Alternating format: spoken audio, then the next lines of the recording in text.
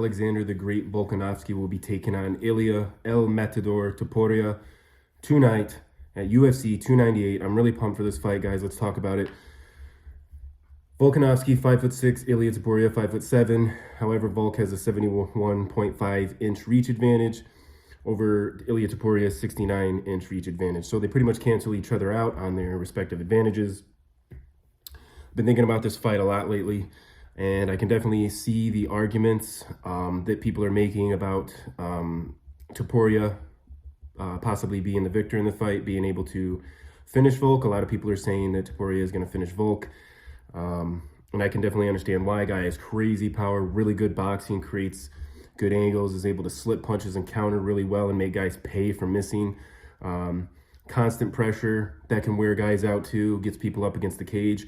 And if he gets people up against the cage, he has a lot of options because, again, you can smash him with his boxing and devastating uppercuts, hooks, or he can go for his wrestling, take guys down. He's got very good BJJ. We've seen him use it before. We've seen him use wrestling against Josh Emmett to a lot of success towards the end of the fight when Emmett had a little bit of momentum in that fifth round, and Topuria very intelligently took him down and just kind of held him down for the rest of the round. So we know Topuria is very capable when it comes to grappling, when it comes to his boxing. We don't see him throw a lot of kicks. He is pretty good at defending kicks, though. I will say that I have seen him eat a lot of leg kicks. He doesn't seem to check kicks a lot. He's pretty comfortable in his boxing stance, and I guess in his mind, he'll just eat the kick, or maybe he braces for it and can take off a lot of the blow of the kick that way, but I don't see him checking a lot of kicks, and that can be a problem because if there's one thing about Alexander Volkanovski that I know is that he will find a way to win. So if somebody isn't checking kicks, the guy is going to destroy their leg. At least in my mind, that's how I think of Volk, somebody that wants to win and will find any way to win. I personally think that Volkanovski is going to win this fight. And as I've stated, I understand why people think Topuria can win, and there's a lot of argumentation there. However, if you look at the Bryce Mitchell fight with Topuria, Bryce Mitchell is not very good on the feet. And that's not to say he's bad. Obviously, he's a UFC fighter. He's got good striking. He's got way better striking than any normal person walking around. But Bryce Mitchell is not a good striker in the UFC. He's mostly a grappler, submission specialist, submission artist, that kind of thing. He's not really the kind of guy to put together a bunch of crisp combinations and then KO somebody. That's not Bryce Mitchell. But in that Topuria fight, Bryce Mitchell, until he got finished by Topuria, he did catch Topuria a few times. Now, he didn't hurt him. He didn't stun him or anything, but he caught him a few times when Topuria was aggressively coming in. And the reason why I say this is because Bryce Mitchell he was a little bit taller, had a little more reach, and he was able to hit Topuria, even though Topuria has really good defense. And I think it's because of the range.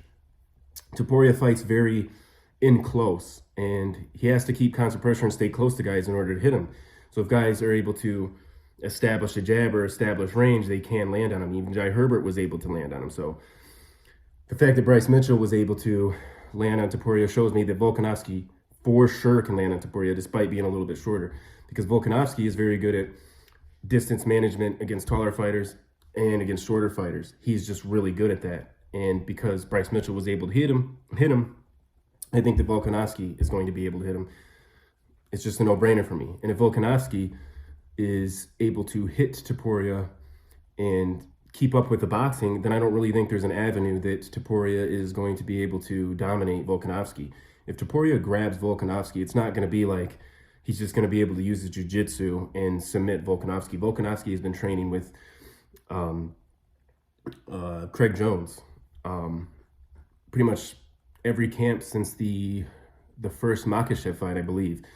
And Craig Jones has commented on how good Volkanovski's BJJ is. Now, we haven't had to see him use it a lot. Usually when he takes guys down, he just beats the heck out of them and gets the finish, or he just really roughs them up. But he has good jiu-jitsu. So the fact that he has good jiu-jitsu tells me that he'll be able to defend Topuria's jiu-jitsu. As far as the wrestling goes, we know that Volkanovski is incredibly strong. He's got very strong thighs, strong lower body, good center of gravity. Just from the years of being in rugby, it's a very intensive sport on your thighs and on your hamstrings and on your glutes. Plus, and rugby, I'm pretty sure they wrestle as part of their training regimen. So Volkanovski is just, he's basically programmed to wrestle. So I don't think it's going to be in Topuria's advantage to try to take the fight to the ground. His real chances on the feet, and honestly on the feet, I don't see him doing much to Volkanovski unless he just comes out and he's fighting a completely different style than he's ever fought before, where he's, you know, maybe flicking a jab, throwing kicks like teeps and stuff, which is something you just don't see from Topuria. I think with Topuria's limited preference of fighting, I don't think he's going to be able to do much against Volkanovski. And like I said earlier, Bryce Mitchell, Jai Herbert were both able to catch Illia Topuria, and they, whoops, sorry about that. My phone was just telling me the battery's getting low. But anyway,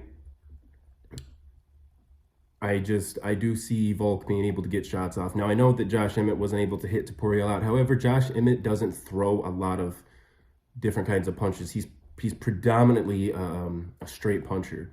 Like, he kind of comes in like a bull and tries to land that really hard straight or really hard overhand. That's pretty much what Josh Emmett does. So for Ilia, it was really easy to just devise a game plan around Josh Emmett's limited offense. Again, nothing against Josh Emmett. Josh Emmett's a really good fighter, but he doesn't offer a whole lot when it comes to his striking, as far as being dynamic. Anyway, guys, I'm really pumped for this fight. I want to see Volk win. I want to see him do great. I'm a huge fan of Volkanovski. Don't have anything against Topuria. I think Volk still has it in him. I'm not looking at the last Makhachev fight he had too critically. You know, it was short notice fight. He did get KO'd, but he seems fine. He seems in good spirits. And that was really the only real devastating loss Volkanovski's had in the last few years. I know it was a KO, but I don't think Volk is a regular human being.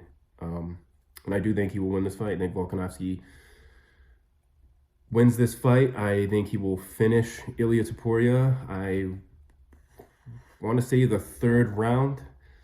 That's what I can see. I can kind of see Topuria being a little tired from the exchanges him and Volkanovski had. I feel like in the first round, Topuria might be a little more aggressive and might take the first round just on pure aggression and willing to throw more and do more. But once the second round starts, I feel like Volkanovski will have a pretty good game plan. He'll start tagging Ilia, hitting him with leg kicks. You know, he'll go inside leg kick 1-2. You know, Ilia will try to come forward, hit Ilia with a check hook.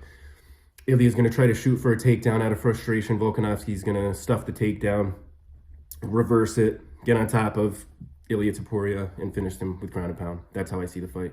Anyway, guys, hope you have a good day, and I will talk to you later.